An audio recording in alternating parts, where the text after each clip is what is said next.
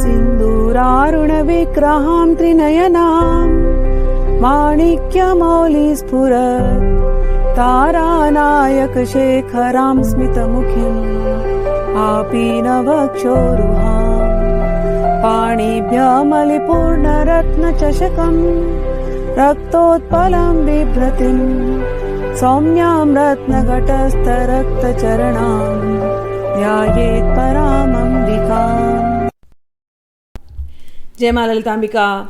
आप सभी के हृदय में बैठी माँ ललिताम्बिका को मैं प्रणाम करती हूँ और अपने समस्त गुरुजनों के चरणों में प्रणाम करते हुए उनसे प्रार्थना करती हूँ और आशीर्वाद मांगती हूँ कि ललिता सहस्त्रनाम ये जो विषय है, इसके जो मंत्र हैं, इनके जो नाम हैं, इसको जो समझाने का प्रयास कर रही हूँ वो मैं बिल्कुल सरल शब्दों में उसका भावार्थ आप लोगों को दे सकूँ। हम लोगों ने अभी तक ललिता सहस्त्रनाम के जो श्लोक हैं उनमें अभी तक मैंने 60 श्लोकों का अनुवाद किया है, उनके भावार्थ को दिया है। अब जो श्लोक आएंगे 61 से लेकर के 75 श्लोक तक आज करूँगी। ये जो है ये देवी के पंच ब्रह्म स्वरूप का वर्णन है। इनके पहले के वीडियोस प्लेलिस्ट में आप सुनेंगे तो उसमें मैंने ध्यान का अर्थ समझाया है। उसके बाद देवी कैसे प्रकट हुई हैं, उनके प्राकट्य का वर्णन किया गया है। उसके बाद उनके नगर का वर्णन हुआ है। उसके बाद उनके पराक्रम भंडासुर के युद्ध का वर्णन हुआ है और उनकी निर्गुण उपासना का वर्णन किया है। भक्तों पर कैसे अनुग्रह करती हैं उसका वर्णन हुआ है। सगुण उपासना कैसा होता है उसका वर्णन किया है। तो ललिता सहस्त्रनाम के जितने श्लोक हैं उनमें देवी के अलग अलग स्वरूप प्रकट हो आते हैं। तो इसी प्रकार से अब जो ये श्लोक आएंगे 61 से लेकर के 75 तक वो देवी के पंच ब्रह्म स्वरूप उनका वर्णन यहाँ होता है। श्लोक नंबर 61। पंच प्रेतासनासीना पंच ब्रह्म स्वरूपिणी चिन्मयी परमानंदा विज्ञान घन रूपिणी। हे देवी, आप पंच प्रेत पर आसीन हो, पंच ब्रह्म स्वरूपिणी हो, आप चिन्मयी हो, आप परमानंदा हो, आप विज्ञान घन स्वरूपिणी हो। इसके अर्थ क्या है? पंच प्रेतासनासीना। अब कई बार लोग समझते हैं कि देवी भूतों पे बैठी है, प्रेतों पे बैठी है। ऐसा इसका अर्थ नहीं होता। प्रेत भूत प्रेत आपको लगता है भूत प्रेत को जैसे टीवी में दिखाते हैं ना, ऐसे भयंकर प्राणी, तो देवी उन पर जाकर के बैठी है। नहीं, ऐसा इसका अर्थ नहीं होता। भूत क्या है, प्रेत क्या है? भूत यानी पंच महाभूत। देवी प्रकृति का स्वरूप है और देवी से ही ये पंच महाभूत प्रकट हुए हैं। पंच महाभूत क्या होते हैं? पृथ्वी तत्व, जल तत्व, अग्नि तत्व, वायु तत्व, आकाश तत्व, जो सर्वत्र फैला हुआ है। और इन्हीं तत्वों से हम भी बने हुए हैं। लेकिन हमारे अंदर एक चेतना तत्व भी है, ठीक है ना। ये शरीर पंचभूतों से बना है, ये मरने के बाद पंचभूत में मिक्स हो जाएगा। लेकिन हमारी आत्मा बाहर निकलेगी, हमारी आत्मा चेतना के साथ बाहर निकलती है। वो जो चेतना है ना वही प्रेत है। तो देवी पंच प्रेतासनासीना यानी देवी इसी शरीर में बैठी है, पंचभूत के स्वरूप में बैठी है। और देवी इस शरीर के अंदर प्राण शक्ति जा रही है ना, वो प्राण शक्ति 5 वायु में बदलती है और वो पांच वायु हमको संभालती है। देवी उस रूप में बैठी है। तो देवी बाहर भी बैठी है और देवी सभी जीवों के अंदर भी बैठी है। तो चर अचर में जो देवी है उसी को कहते हैं पंच प्रेतासनासीना। पंचभूतों में जो बैठी है उसी को कहते हैं पंच प्रेतासनासीना। पंच प्राण वायु जिससे हमारा शरीर चलता है, प्राण अपान व्यान समान उदान, जिससे शरीर के बैलेंस होती रहती है, उनमें जो देवी चलती है, देवी प्राण शक्ति है। 5 रूपों में जो विभाजित है उसी को कहते हैं पंच प्रेतासनासीना। दूसरा नाम है पंच ब्रह्म स्वरूपिणी। अब पंच ब्रह्म का यहाँ पर कई अर्थ है। जब आप देवी के तस्वीर को देखते हैं तो देवी को दिखाते हैं कि ब्रह्मा जी, उनके आसन के नीचे ब्रह्मा जी बैठे हैं, हरि बैठे हैं, विष्णु बैठे हैं, रुद्र बैठे हैं, ईशान बैठे हैं और उनके ऊपर एक सदाशिव का चादर है। सदाशिव के चादर पे देवी बैठी हुई है। ऐसा आपने तस्वीर देखा होगा। अब तस्वीर का अर्थ ये मत समझ लेना कि सच में देवी उनके ऊपर जाकर के बैठ जाती है। नहीं नहीं, यही पंच ब्रह्म का स्वरूप है। सृष्टि बनना एक काम है, ठीक है ना, सृष्टि को बनाना, सृष्टि क्रम सृजन करना, पालन करना एक काम है, और उसके बाद जब प्रलय होता है वो भी एक काम है। तो ये तीनों काम कर रहे हैं सब लोग, यही लोग देवता लोग। ये देवता लोग कर कैसे सकते हैं? ये देवता लोग तभी कर सकते हैं जब देवी उनको शक्ति देगी। ब्रह्मा जी बना कैसे सकते हैं सब कुछ जब तक क्रिया शक्ति उनको नहीं दी? क्रिया शक्ति के साथ साथ ज्ञान शक्ति नहीं दी, कैसे बना सकते हैं? रुद्र कैसे सब कुछ प्रलय ला सकते हैं अगर उनको क्रिया की शक्ति नहीं दी गई तो? भगवान विष्णु कैसे पालन कर सकते हैं इच्छा शक्ति नहीं है तो ये जो क्रिया शक्ति, ज्ञान शक्ति, इच्छा शक्ति के रूप में जो बैठी है वही हमारी देवी है, और रुद्र और ईशान इन रूपों में जो बैठी है वही हमारी देवी है, और सदाशिव रूप में जो बैठी है, सदाशिव के साथ जो बैठी है। तो सृष्टि का जो क्रम चलता है उसमें 5 स्टेजेस होते हैं। ये 5 स्टेजेस में जब सृष्टि बीज से बड़ा ब्रह्मांड बनता है, ठीक है ना, तो वो पहला स्टेज होता है। फिर ब्रह्मांड के अंदर जाकर के हर एक चीज़ का पालन करना, जितने ये पंचभूत हैं जिससे पहाड़ बने, समुद्र बने, नदियाँ बनी, हवा, आकाश, ये सब कुछ बना, ये सब का जो पालन करती है, ये सब पंच ब्रह्म स्वरूप है। ब्रह्म जब हम कहते हैं तो ब्रह्म का जो डेफिनेशन है, जैसे वेदों में कहते हैं खम ब्रह्म, वायु ब्रह्म, अग्नि ब्रह्म, ये पंच महाभूत ही ब्रह्म है, और इनकी शक्तियां जो है वो देवी है।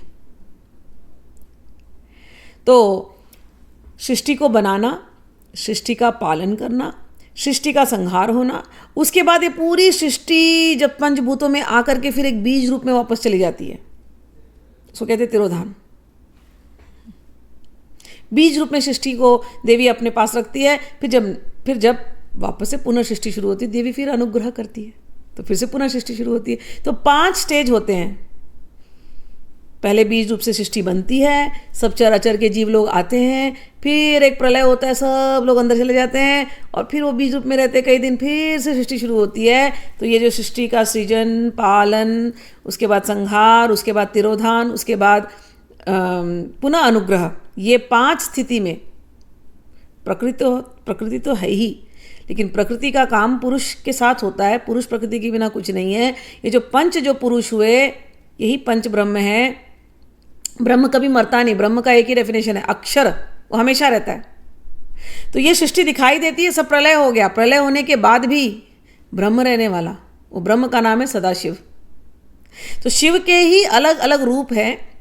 वही ब्रह्मा विष्णु जिनको हम कहते हैं सौंदर्य लहरी पढ़ते हैं तो कहते हैं कि हे माँ, ब्रह्मा जी तो केवल आपके चरणों का एक कण लेते हैं, एक रजकण लेते हैं, और उससे ब्रह्मांड बनाते हैं। तो इनको शक्ति देने वाली यही पंच ब्रह्म, ये जो 5 कार्य होते हैं, इनका जो कार्य करने वाले जो पुरुष है, पुरुष रूप है, उसी को पंच ब्रह्म कहा गया। और शिव के ही वो रूप हैं। हम लोग उनको सरल नामों से ब्रह्मा, विष्णु, हरि, महेश, रुद्र, ईशान इस नामों से जानते हैं। लेकिन शिव के जो अलग नाम जो दिए गए हैं, शिव पुराण में भी इनका नाम आया है। 5 नाम देते हैं शिव जी के, सदज्योत और अघोर और तत्पुरुष। सदज्योत, अघोर, वामदेव, तत्पुरुष और ईशान, ये शिव जी के 5 नाम आए। यही पंच ब्रह्म स्वरूप है। जो हमारा पृथ्वी तत्व है, पृथ्वी तत्व के जो ब्रह्म है उसका नाम है सदज्योत, और जो हमारा जल तत्व है उसके जो ब्रह्म है उसका नाम है वामदेव, और हमारे अग्नि तत्व के जो ब्रह्म है उनका नाम है अघोर, और उसी प्रकार से वायु तत्व के जो ब्रह्म है उनका नाम है तत्पुरुष, और जो आकाश तत्व के जो ब्रह्म है उनका नाम है ईशान। यही है पंचब्रह्म। यही शिव के 5 रूप हैं। जब हम कहते हैं ना पंचमुखी शिव, यही 5मुखी शिव जो है, जो 5 स्थिति में रहते हैं, और पूरा स्थिति समाप्त होने के बाद भी जो सदा शिव रूप में रहते हैं वही पंचब्रह्म है। तो हम लोग पंचब्रह्म को ऐसे समझते हैं। ठीक है, चलिए। और देवी कैसी है? देवी चिन्मयी है, देवी परमानंदा स्वरूपिणी है, और देवी विज्ञान घन स्वरूपिणी है। सारा ज्ञान फैला होता है, लेकिन विज्ञान, सारे ज्ञान का जो सार उसको कहते हैं विज्ञान। विशेष ज्ञान मतलब विज्ञान। तो सारे ज्ञान का जो सार है, सारे वो कौन है? वो देवी है। तो ऐसी देवी को नमस्कार है। अब श्लोक नंबर 62। ध्यान ध्यात्री ध्येय रूपा धर्माधर्म विवर्जिता विश्वरूपा जागरणी स्वपंती तेजसात्मिका। हे देवी, आप ही ध्यान रूपा हो। ध्यान किस पर किया जाए? आप ही हो। ध्यान में किसको धारण किया जाए? आप ही हो। ध्यान से किसको, ध्यान का ध्येय क्या है? हे देवी, वो तो आप ही हो। आप धर्म और अधर्म से भी ऊपर हो। ऐसी जो देवी है, हे देवी, आपको नमस्कार है। आप विश्वरूपिणी हो। संपूर्ण विश्व आप ही का स्वरूप है। आप तीनों अवस्था में रहती हो। जागृत अवस्था में जागृणी, स्वप्न अवस्था में स्वपंती, तेजसात्मिका, तेज जो हम सोए रहते हैं और उस समय पर स्वप्नावस्था में भी आप ही रहती हो। तो एक जागृत अवस्था, एक सुप्त अवस्था और एक स्वप्नावस्था में भी तीनों रूप में आप ही रहती हो। आप सोचें कि जब हम सोते हैं हम सब भूल जाते हैं ना। हम भूल जाते हैं हम किसी की माता हैं, हम किसी के पिता हैं, हम किसी के बच्चे हैं, हम किसी की पत्नी हैं। हम भूल जाते हैं, हम अपना नाम तक भूल जाते हैं, अपने अस्तित्व को भूल जाते हैं नींद में। लेकिन सपना देखते हैं और सपने में यदि अपने आप को देख ले, पहचान जाते हैं। हम सपने में सब कुछ अनुभव करते हैं। कोई सपने में अगर हमारे पीछे भयंकर सा राक्षस आ जाए, एकदम आंखों से उसके आग निकल रही है और वो तलवार लेके हमारे पीछे पीछे आ रहा है और सब लोग भाग रहे हैं, हम भी भाग रहे हैं, तो कई बार होता है ना ऐसे पसीना आने लगता है डर के मारे, डरावना सपना आया तो। हम तो जाके नहीं थे, हम तो सोए थे, लेकिन सपने में कोई तो देख रहा था और हम महसूस कर रहे थे। मतलब हम सपने में जी रहे हैं। कौन हमको जिंदा रखता है उस सपने में? वो देवी की शक्ति है। हम पूरी तरह से मरे नहीं ना, मरने के बाद भी आत्मा स्वरूप में तो हम रहने वाले। कौन करता है? देवी करती है। तो जो जागृत अवस्था में भी हमें कुछ समझ आती है बात, हम कुछ करते हैं, हमें कुछ शक्ति मिली है, ये देवी ही है। सोते हुए अवस्था में भी देवी ही हमारे साथ हैं, सपना अवस्था में भी देवी ही हमारे साथ है। ये इन तीनों नामों का अर्थ हुआ। सुप्ता प्रज्ञात्मिका तुर्या सर्वावस्था विवर्जिता सृष्टिकर्ती ब्रह्म रूपा गोप्त्री गोविंद रूपिणी। श्लोक नंबर 63। हे देवी, सुप्त अवस्था में भी जो देवी है वो आप ही हो। प्रज्ञात्मिका, जब ज्ञान में और हम साधन में जब ऊंचे स्तर पर पहुंचते हैं तो जो प्रज्ञा जो जगती है, वो जो ज्ञान शक्ति है प्रज्ञा, वो भी आप ही हो। और तुर्या अवस्था में, समाधि अवस्था में जो अनुभव होता है वो भी आप ही हो। और हे देवी, हालांकि जागृत अवस्था में, सोने की अवस्था में, सपने की अवस्था में, ध्यान की अवस्था में, तुर्या की अवस्था में, सब में आपका अनुभव होता है, लेकिन आप तो इन सब से भी ऊपर हो। सर्वावस्था विवर्जिता। और सृष्टिकर्त्री ब्रह्म रूपा गोप्त्री गोविंद रूपिणी। हे देवी, आप सृष्टि को बनाने वाली हो, आप ही ब्रह्म स्वरूप हो, आप ही गोप्त्री यानी सबकी रक्षा करने वाली हो, और आप ही गोविंद रूपिणी हो। गोविंद रूपिणी यानी दो अर्थ होते हैं गोविंद रूपिणी के। भगवान श्री कृष्ण का जो सुंदर मोहिनी वाला स्वरूप है, मोहन स्वरूप है, वो मोहिनी शक्ति भगवान के अंदर आप ही हो, आकर्षण शक्ति भगवान के अंदर आप ही हो। तो आप गोविंद रूपिणी हो। दूसरा अर्थ है, गो का अर्थ होता है ये इंद्रियां, ये मन, ये धरती, ये गाय, ये ब्रह्मांड, ये सारे गो के विभिन्न अर्थ हैं। इन सब को जो आनंद देने वाली है, हे गोविंद रूपिणी, वो आप हो। इन इंद्रियों को, इन मन को, इन आत्मा को, इस पूरे हमारे जीवन को जो आनंद देने वाली है, हे देवी, वो आप ही हो, गोविंद रूपिणी। श्लोक नंबर 64। संहारिणी रुद्र रूपा तिरोधान करीश्वरी सदाशिव अनुग्रहदा पंचकृत्य परायणा।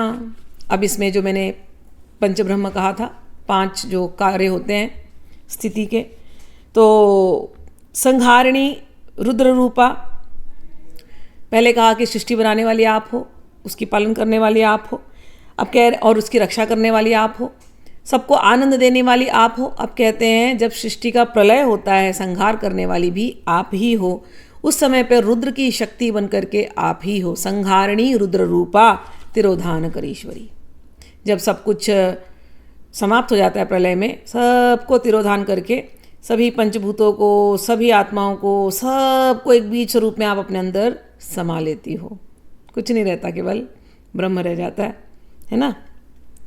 और उस समय पर भी आप उनके अंदर हो। फिर कई दिन तक सदाशिव और आप दोनों बीज रूप में सभी को समाये हुए अंदर, और फिर आप अनुग्रह फिर से करती हैं और उसके बाद फिर से नई सृष्टि बनती है। तो सदाशिव अनुग्रहदा पंचकृत्य परायणा, ये पांचों काम आप हमेशा करती रहती हैं। सृष्टि का सृजन, सृष्टि का पालन, सृष्टि का संहार, तिरोधान और फिर से अनुग्रह करके नई सृष्टि की फिर से शुरुआत। श्लोक नंबर 65। भानुमंडल मध्यस्था भैरवी भगमालिनी पद्मासना भगवती पद्मनाभ सहोदरी। भगवान के, देवी के दो बड़े सुंदर नाम आए यहाँ पर। एक तो गोविंद रूपिणी, श्री कृष्ण रूपिणी, और दूसरा नाम आया पद्मनाभ सहोदरी। पद्मनाभ यानी भगवान विष्णु। उनके साथ जो प्रकट होती है, तो जब भगवान कृष्ण प्रकट हुए थे यहाँ पर धरा पे, तो उनके साथ योग माया प्रकट हुई थी, वो वही हैं। तो पद्मनाभ सहोदरी इनका एक नाम है। भानुमंडल मध्यस्था, आप तो भानुमंडल यानी सूर्यमंडल में रहती हैं, ठीक। भैरवी, भैरवी का अर्थ होता है, भैरव का अर्थ होता है दंड देने वाले, है ना। तो इस सृष्टि को संभाल करके चलने के लिए दंड की व्यवस्था है। तो उसके साथ उनकी जो एनर्जी है, उनकी जो शक्ति है, वो भी आप ही हो। भगमालिनी, इस सृष्टि में जितना वैभव, भग का अर्थ होता है ऐश्वर्य, भग का अर्थ होता है वैभव, पूरे ब्रह्मांड का सारा वैभव किसके पास है? हे देवी, आपके पास है। तो आप भगमालिनी। पद्मासना, आप पद्म पे बैठने वाली हो। ये दो अर्थ होते पद्मासना का। एक तो आप पद्मासना में बैठती हो, दूसरा पद्म पर बैठती हो। अब देवी को कमल पर बैठना बड़ा अटपटा सा लगता है ना, कमल खिलेगा और देवी उसके ऊपर आकर के बैठेगी। लेकिन कमल का अर्थ होता है भक्त का हृदय, हृदय कमल। कमल कीचड़ में से निकलता है, उसकी जड़ें कीचड़ में होती है, लेकिन जब सूर्य उगता है तो कमल खिलता है।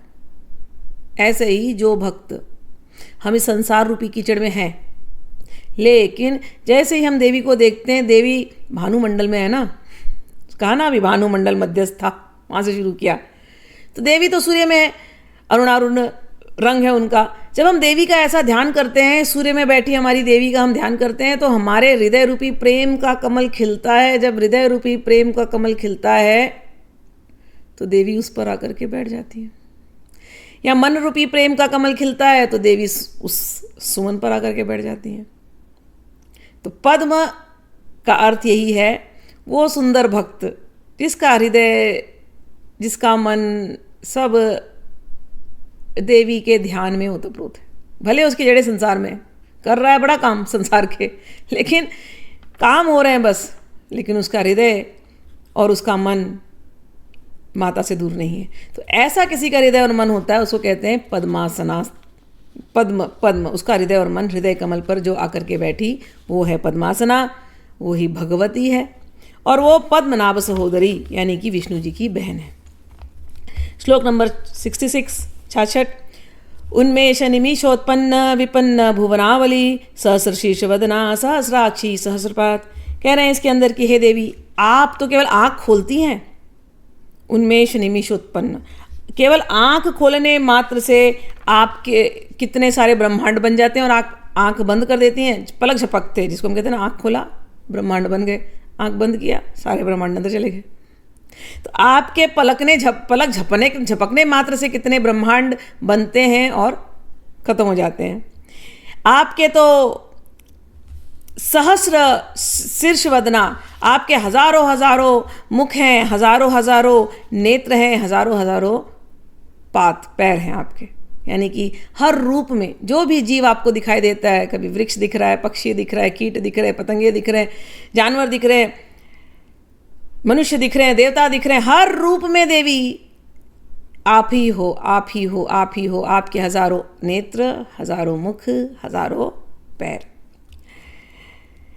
आ ब्रह्म कीट जननी वर्णाश्रम विधायिनी निजाज्ञा रूप निगमा पुण्य पुण्य फलप्रदा। हे देवी, एक कीट से लेकर के ब्रह्मा तक की भी जननी आप ही हो, वर्णाश्रम चतुर्वर्णाश्रम को बनाने वाली आप ही हो, आपकी आज्ञा से ही तो सारे निगम आगम तंत्र शास्त्र बने हैं, और आप ही पुण्य और पापों के फल को देने वाली हो, पुण्य पुण्य फल प्रदा। श्लोक नंबर 68। श्रुति सीमंत सिंदूरी कृतपादाब्ज धूलिका सकलागम संदोह शक्ति संपुट मौक्तिका।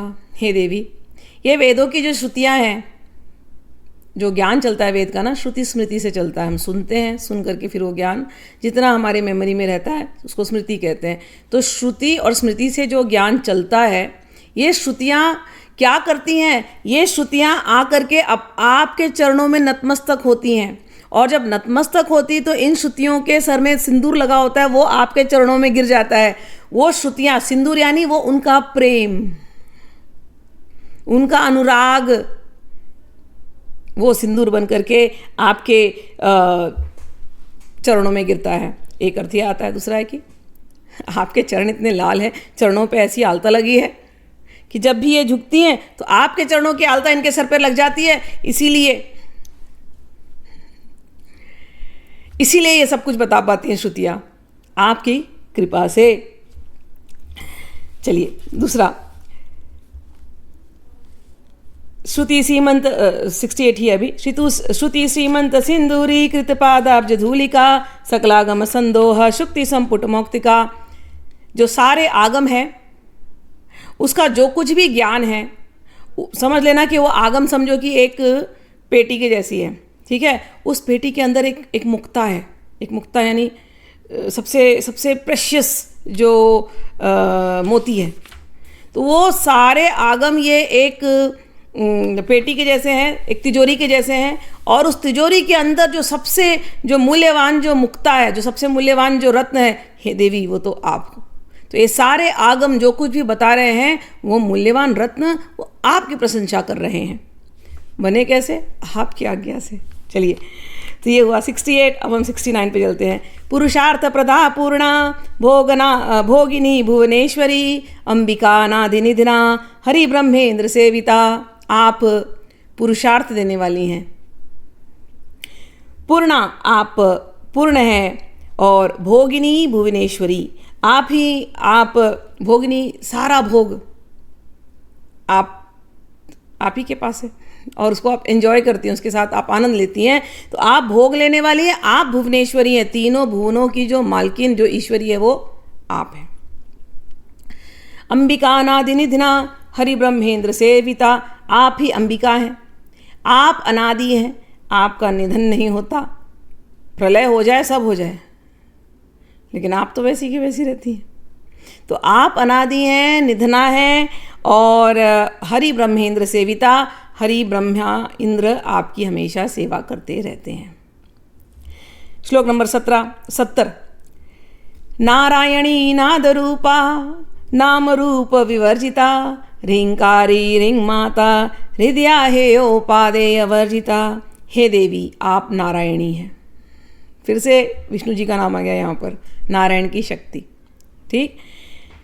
आप नारायणी हैं। जब हम लोग भगवान कृष्ण के जन्म की कथा पढ़ते हैं श्रीमद् भागवत में, तो भगवान जन्म के पहले योग माया को बुलाते हैं, कहते हैं, बहना तुम पहले मेरे जाओ, और तुम्हें तो नंद बाबा के घर प्रकट होना है, तुमको लोग पूजेंगे और तुम्हारे अलग अलग नाम होंगे। उसमें से एक नाम होगा नारायणी, वैष्णवी, माया, कुमुदा, भद्रकाली, अंबिका, अलग अलग ऐसे नाम दिए हैं, विजया, ये सारे आपके नाम होंगे। तो यहाँ पर वही वो कह रहे हैं, तो यहाँ पर सेम नाम आया, नारायणी नाद रूपा नाम रूप विवर्जिता। आप नारायणी हो, आप नाद रूपा हो। जब ये सृष्टि बनती है तो एक ध्वनि निकलती है, ध्वनि से सृष्टि बनती है, ध्वनि से ही सारे मातृका आती हैं, ध्वनि से ही सारे हमारे वर्णमाला जो आए, उसी से हम बोल पाते हैं, हम एक्सप्रेस कर पाते हैं। तो वो जो नाद है, जो ओरिजिनल, वो आप ही हो, और नाम रूप विवर्जिता। हालांकि आप अलग अलग नामों में हो, अलग अलग रूपों में हो, आप सब जगह हो ना, लेकिन आप नाम और रूप से भी परे हो। ह्रींकारी, आप प्रणव ह्रीम हो। जब हम लोग विष्णु की पूजा करेंगे या देवताओं की, जब जब हम लोग पुरुष जो देव होते हैं उनकी जब हम पूजा करते हैं तो उनका प्रणव ओम होता है। लेकिन जब हम शक्ति की पूजा करते हैं तो शाक्त वाले शाक्तों की जो प्रणव होता है वो ह्रीम होता है। ठीक है, तो हम यहाँ पर इसलिए कह रहे हैं कि आप नाद रूपा हो और आप प्रणव स्वरूपा हो, और वो प्रणव मंत्र क्या है आपका?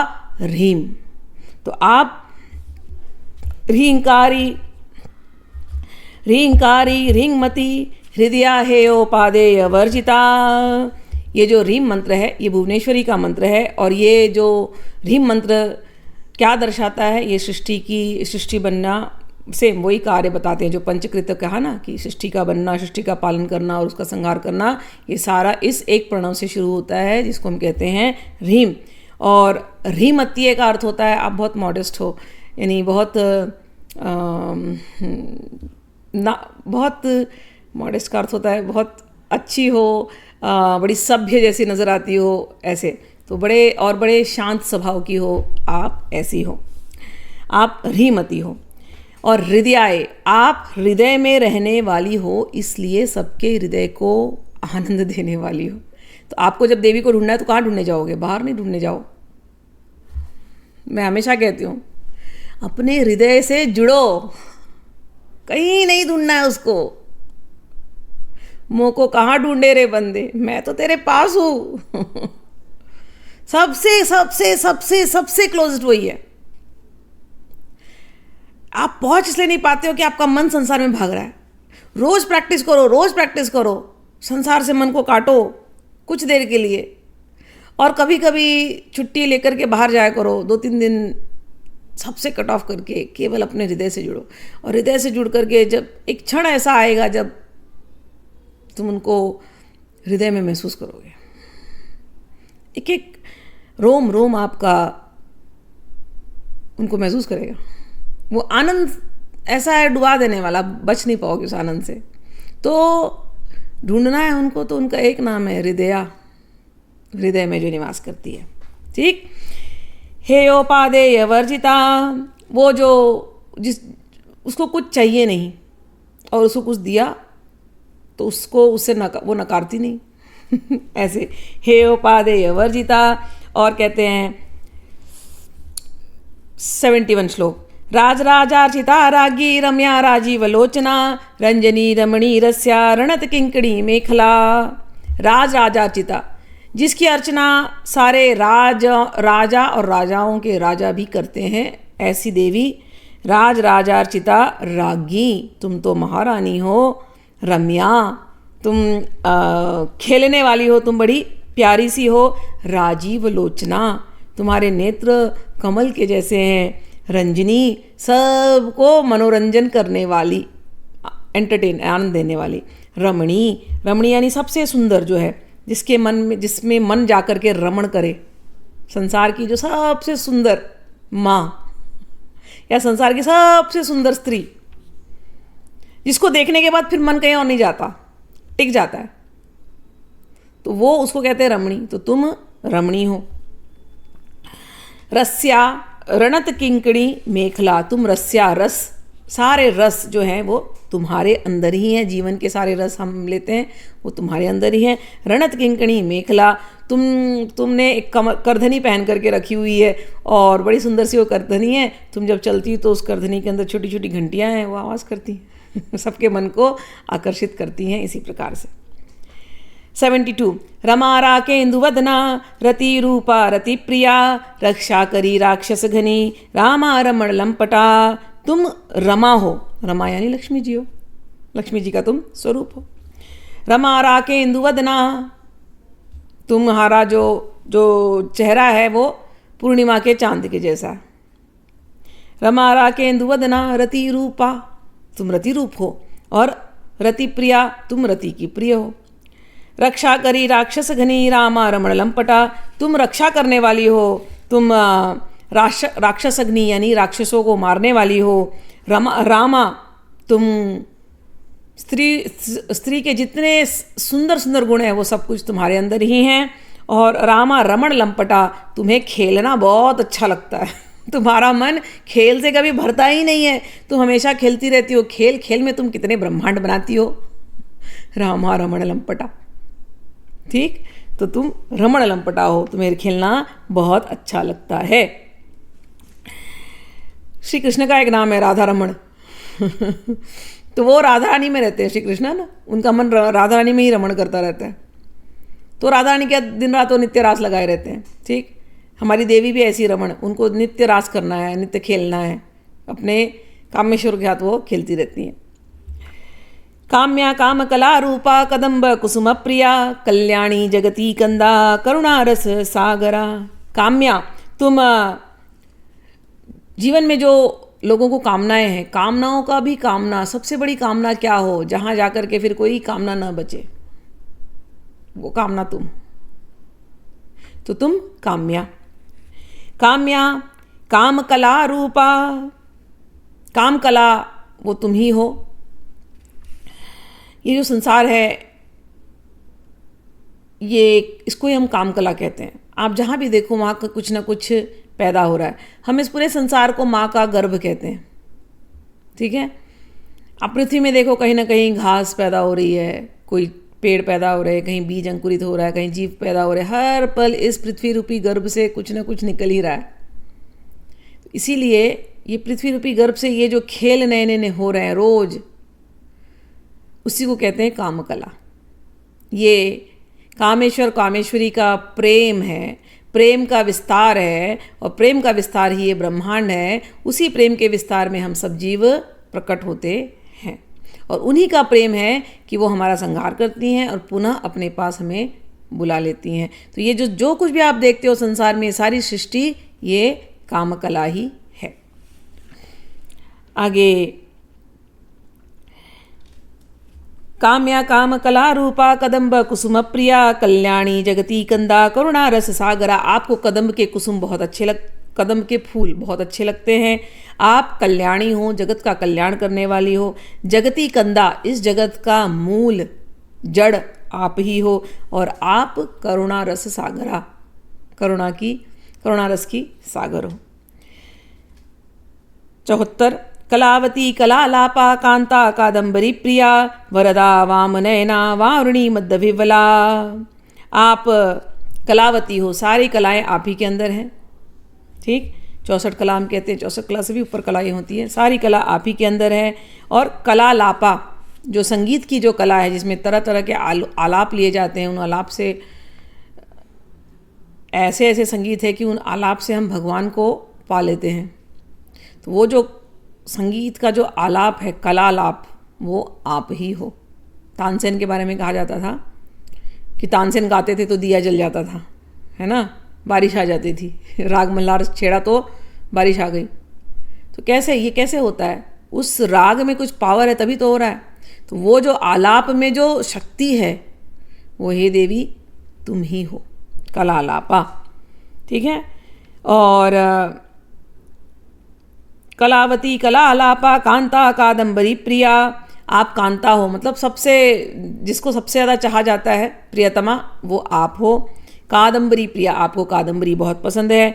वरदा वामनयना वारुणी मध्यविवला। आप वरदा हो, वरदा यानी कि जो इच्छा पूरी करती हो, वर देने वाली। आप वरदायिनी हो। आप वाम नयना हो, मतलब कि आप ना थोड़ी तिरछी नज़र से देखती हो सबको। तिरछी नज़र से मतलब प्यार से, साइड से, कृपा कटाक्ष हम कहते हैं। वाम नयना क्या, लेकिन उसका अर्थ होता है साइड से देखना, कृपा कटाक्ष। आपकी नज़र चंचला है, खेलती रहती है ना, एक जगह थोड़ी ना इनका ध्यान होता है, सब जगह ध्यान होता है। तो साइड से भी अगर देखती हैं तो उसमें भी उनकी कृपा चल रही है। तो आप ऐसी हो, वाम नयना, साइड साइड से देखती हो, कोने की आँख से। वारुणी मध्यविवला, वारुणी रूपी, वारुणी को लेकर के आप, जो वारुणी होता है ये है आनंद, स्पिरिचुअल आनंद इसको कहते हैं, आध्यात्मिक आनंद, परमानंद। आप उसके उस मद में आप विवल रहती हो। आज के लिए आखिरी 75वां, विश्वाधिका वेद वेद्या विंध्याचल निवासिनी विधात्री वेद जननी विष्णु माया विलासिनी। आप विश्वाधिका यानी आप इस विश्व में तो हो ही, लेकिन इस विश्व से परे हो। और वेद वेद्या, वेद जानने वाली, और वेद से जिसको जाना जाता है। और वेद कौन है? आप ही हो। आप ही वेद, वेद से जिसको जाना जाता है वो भी आप ही हो। और आप कहाँ रहती हो?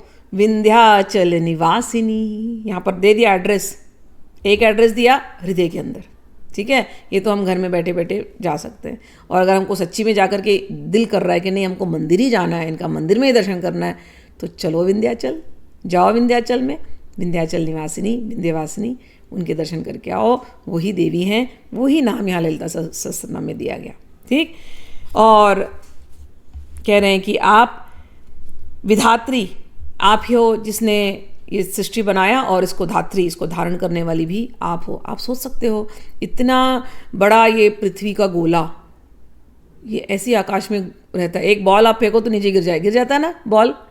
और इतना बड़ा भारी पृथ्वी का गोला, वो कैसे रहता है अपने धुरी में और घूमता है सूर्य के पास। और वो पृथ्वी का गोला घूमता है, उसके ऊपर समुंदर होता है। मैं हमेशा ये चीज़ मेरे को हमेशा बॉदर करती है कि समुद्र है और पृथ्वी गोल गोल गोल गोल घूम रही है, अपने धुरी में भी घूम रही है, सूर्य के पास भी वो चक्कर लगा रही है। लेकिन वो समुद्र जो होता है वो ऐसे पलटी नहीं खाता, वो अपने ही लिमिट में रहता है। कैसे होता है ये कमाल? कौन धारण करके रखा है? विधात्री तुम ही हो, त्रिपुरा तुम ही हो ललिता। तो कह रहे हैं विधात्री। वेद जननी, वेद प्रकट कहाँ से हुए? ब्रह्मा जी वेद बोले? अरे ब्रह्मा जी बोलेंगे कैसे? इन्होंने दिया। तो वेद की जननी तुम हो।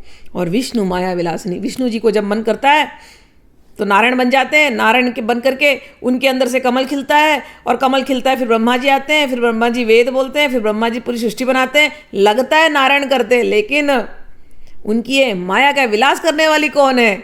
विष्णु माया विलासिनी, हे देवी आप ही हो। तो ये देवी के अलग अलग नाम थे, पंच ब्रह्म स्वरूप थे।